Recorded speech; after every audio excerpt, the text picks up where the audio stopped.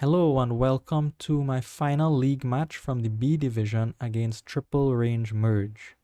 This is the feature game from our match because we explore some of the less popular characteristics of loot, the newest type of treasure added to Dominion. Let's have a look at the kingdom. We have plus actions from Inn, Hostelry, and Fishing Village.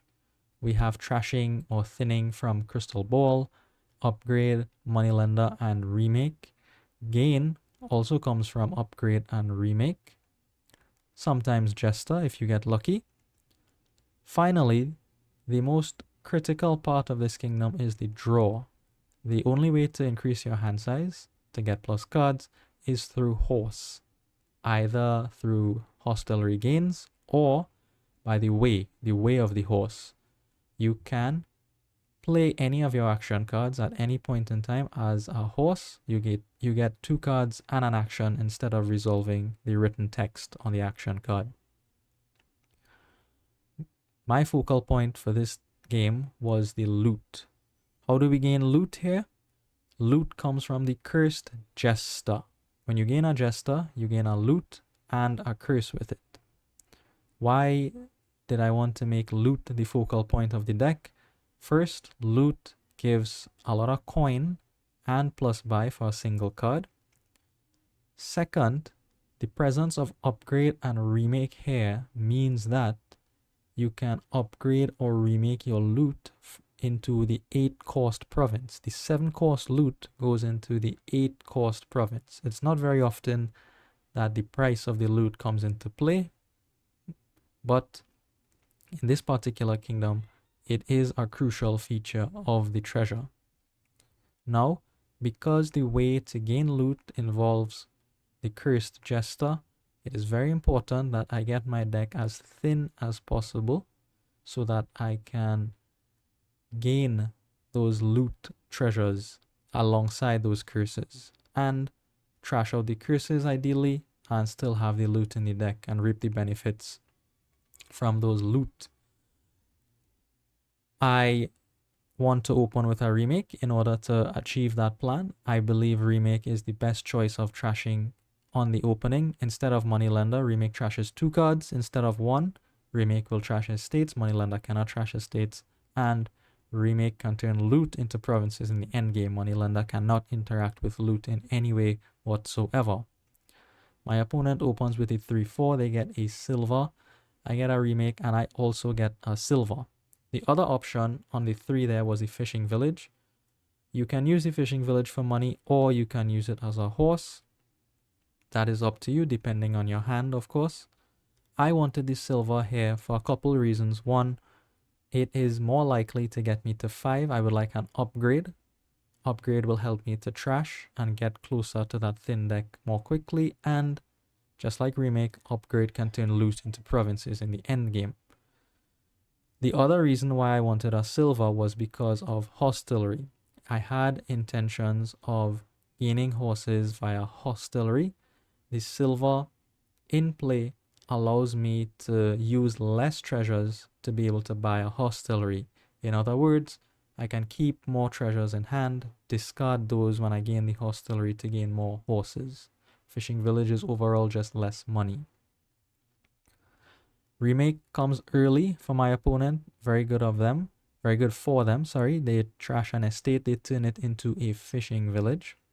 I get my 5 like I wanted. That is going to be an upgrade. There's very little doubt in my mind about that. 4 for my opponent is a second remake, an excellent choice. I get 3 again here. My remake misses, unfortunately. And 3, it's either fishing village or silver again. Here I opt for 1 more silver.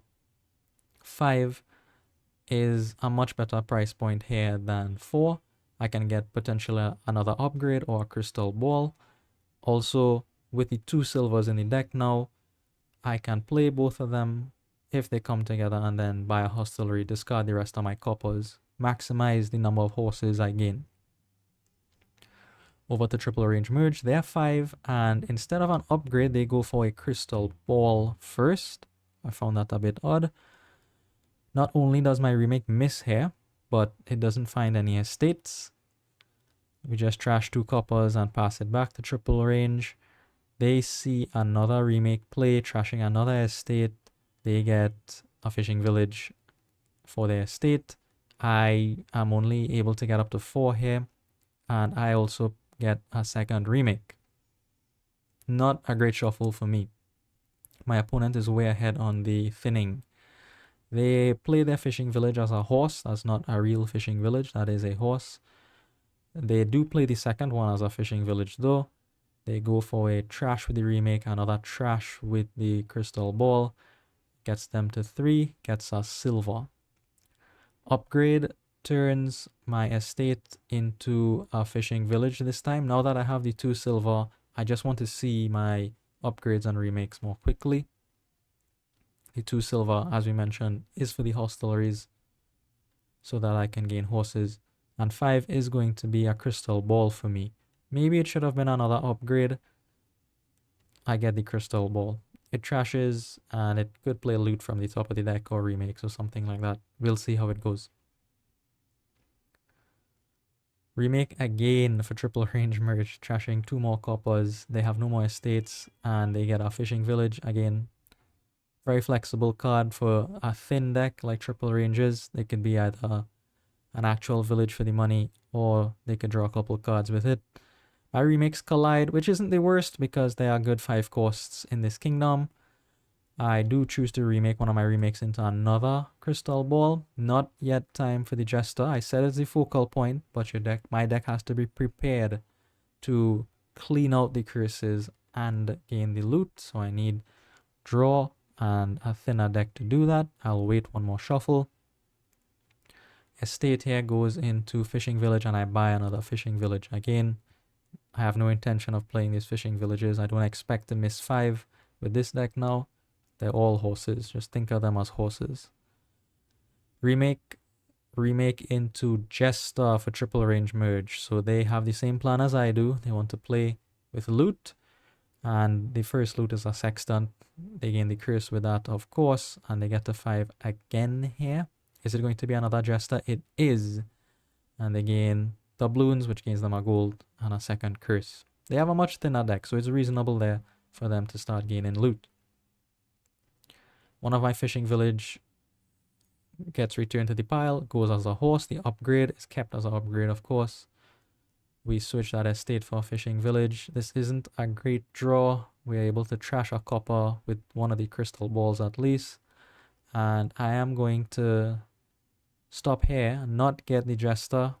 I know my opponent has 2 jesters to loot, but my deck isn't ready yet, unfortunately. So I just pick up a hostelry, discard all my treasures here, have no extra buy.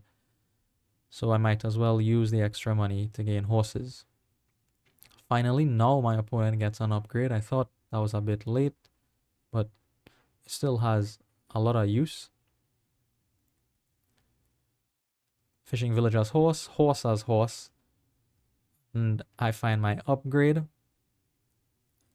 I do choose to draw some more cards though before I commit the upgrade. And the reason for that is because I wanted to switch my hostelry into a jester. Now I'm seeing almost all of the deck, so I feel comfortable adding the loot in. Here, I use the jester as a horse. See the whole deck, get rid of the curse that came with the jester, get rid of a silver. Silver has fulfilled its purpose now. I have my 5 cost. Now it's a remake target or an upgrade target. I remake into a hostelry. I'm going to replenish my horse supply here. Unfortunately, I didn't get a plus buy from the loot, so the most I can do here is just buy 1 jester. What I will do is discard all of the treasures except for the insignia and the 2 crystal balls. That'll get me to 5 to buy another jester. Don't go 4 coppers. And, well, 3 coppers. I need to remake 1 more card here. And out comes the insignia. I trash a copper with the crystal ball. And I buy another jester. I will not top deck the loot. Instead, I will top deck the jester. Again, these jesters aren't actually jesters. I have no real intention of playing them as jesters. I rather play them as a horse. My opponent, though, plays their Jester here. They are able to gain a silver, probably. Actually, no, they give me the silver, so that's great for me, because the way I see the silver is, that's another hostelry, that's another bunch of horses. Thanks. I'll have that. Quite a good turn for them here. They get up to 13 and 2 buys. I thought it may be Province and Jester here, but they don't quite pull the trigger on the provinces yet. They do get more loot, though. First is a crystal ball. I was wrong. They don't get more loot yet. They get 2 more crystal balls instead. Said, okay, fine. Again, in retrospect, I'm not sure about these crystal balls. I lead off with a heap of horses here. I would like to see as many cards as possible before I commit either my upgrade or remake. You notice here, I opted to play the hostelry. Last turn, I upgraded the hostelry into a 5 cost.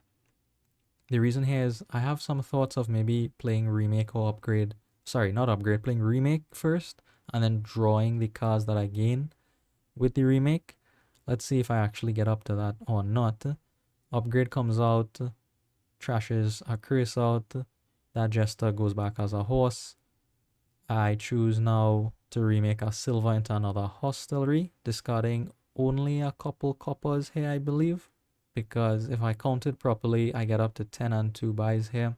Remake the leftover copper in the hand. And yes, I do get up to 10, 2 buys. The crystal balls allow me to top deck a heap of horses. So the deck is running well at this point. This clearly is going to be 2 Jesters. Time to increase our loot. Figurehead isn't great, but when the draw is strained, it isn't terrible either. And we gain a staff. Staff is a much better loot than Figurehead. Take our curses. We don't top deck the curses. We top deck the Jesters, aka horses, so that we can potentially have a big turn next turn. My opponent plays their Jester. They gain a hostelry. That's very good for them, especially if they have treasure in their hand. But they choose not to discard any of their treasure because it was a crystal ball, a gold, and a silver. They get up to 8. We'll see if they start on the provinces. They do. Endgame time has begun. But I feel very confident about my position. I have draw in the deck. I have horses. I have more loot than my opponent. I think I'm doing well here, even though my opponent had that big advantage in the early game, having the thinner deck sooner. Alright, let's see how we manage the end game here. We play our horses, then we play our Jesters as horses. That hostelry also is played as a horse because I need to see my upgrades and remakes. They're not here. I don't know where they are. Maybe the crystal ball will find them. So we lead with the crystal ball. Arguably, I should have put the insignia in play first here, so that if I draw into the remake, I could potentially top deck a hostelry or something like that, and the horses that would come with the hostelry. That's probably better to play the insignia first, then play the crystal balls, but I was upset, so you make worse decisions when you're upset. Don't get upset, is the moral of the story. Crystal ball finds an upgrade, so I have a choice here. I choose to upgrade the silver. That's my last 3 cost in the deck. So this is the last time I'll be able to gain horses via hostelry gain. I do choose to get rid of a couple of coppers here. Just have to check the money to make sure I have enough for what I want to do, or to see whether I could discard a loot to gain a horse. Just the 2 coppers for now, so we gain a couple horses. Another crystal ball reveals a hostelry. That goes back on top of the deck, of course. We are not playing that, we're just leaving that there.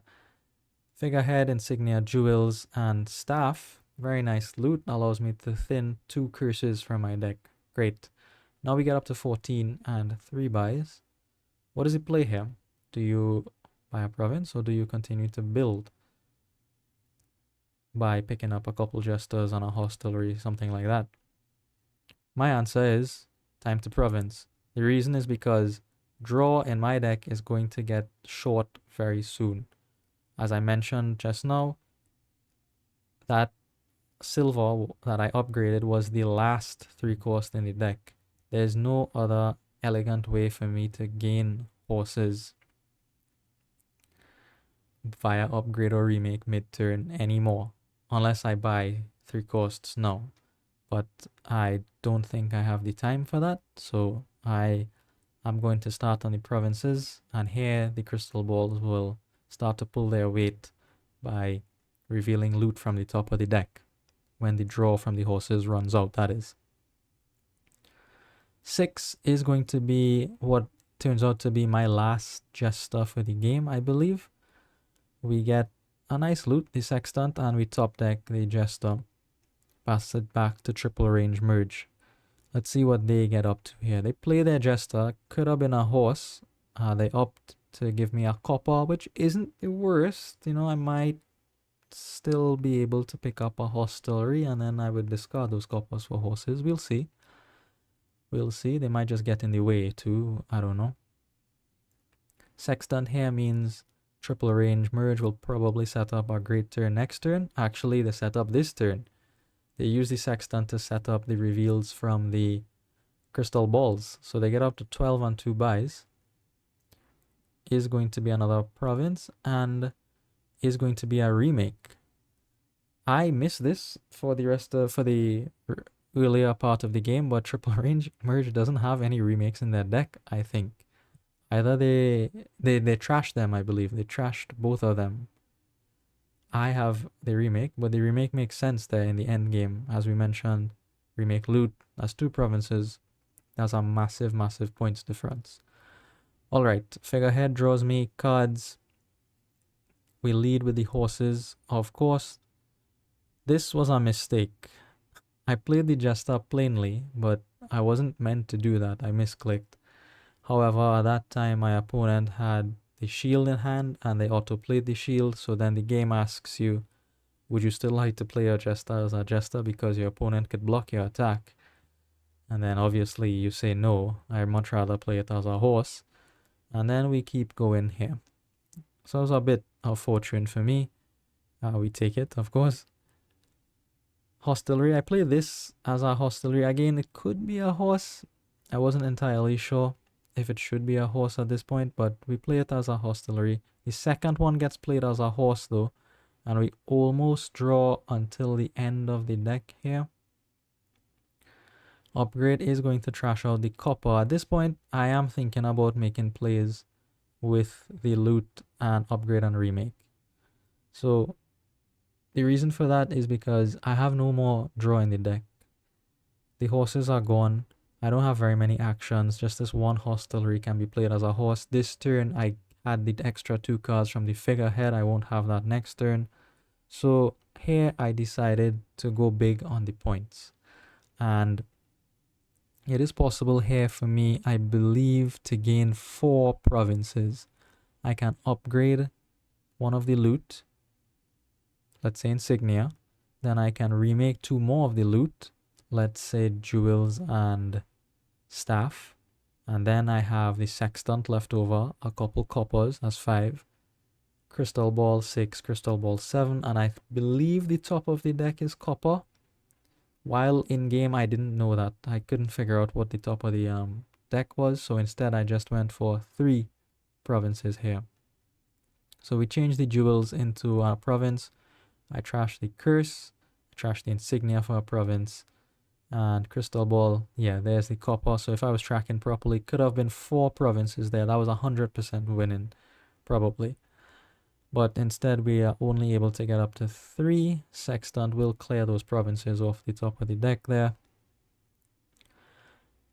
And we pick up an estate here, because it's also possible for my opponent to upgrade into provinces, now remake into provinces. I have 4 provinces. My opponent can easily gain 2 of them and maybe a duchy. I'm not sure, but deck tracking prevented me from gaining 1 more province here, so my next best choice is to gain the estate to potentially prevent my opponent from piling out. They don't have actual horses, but they have a couple fishing villages I see here that can be used as horses, and some jesters maybe, so they can get the hand size up if they like. We'll see what they come up with here. I might lose. This isn't 100% safe, but I wasn't gonna get an opportunity like that for the rest of the game, so I decided to take my chance there. And honestly, it should have been 4 provinces, not 3. Alright, upgrade comes out. That's something you don't want to play as a horse, obviously. Okay, just trashing a curse. Alright, there's just how that goes. Okay, it seems like they're stopping here. They gain an upgrade. I wasn't happy about that, but they gain the upgrade and they stop here. So this is not double province for sure, right? Okay, no, it's not. Not even single province. It's just a couple of duchies, and they pass it back to me. Now, this is probably a province if I could find any treasure from the sextant. So we play the sextant first. Yep, there's a heap of treasure. We will take the figurehead over the staff. The figurehead will get me 2 cards next turn. So we take the figurehead, play the figurehead, get up to 8, take our province, and hope that triple range merge cannot win again here. I think this time it's a bit more difficult for them because we have the 5th province. They'll need more duchies. It may be possible though. They have an extra upgrade now of that jester. We'll see what it gets up to. Fishing village has horse. Here's an upgrade. Upgrade into duchy and upgrade remake into duchy. Okay, this looks good for me. And jester played as jester turns up a crystal ball. I don't care about that. My opponent takes it. They trash a curse. They get to 8. This is not enough. This is not enough. We get to survive this turn, and we have the win in hand. Very simple with an upgrade. Staff into province, hostelry into duchy, and we win game 6 here. We did win this match 4-2, and here are the final standings for season 64. Once again, we've placed second, a couple points behind the winner, Akuchi. Congratulations to Akuchi.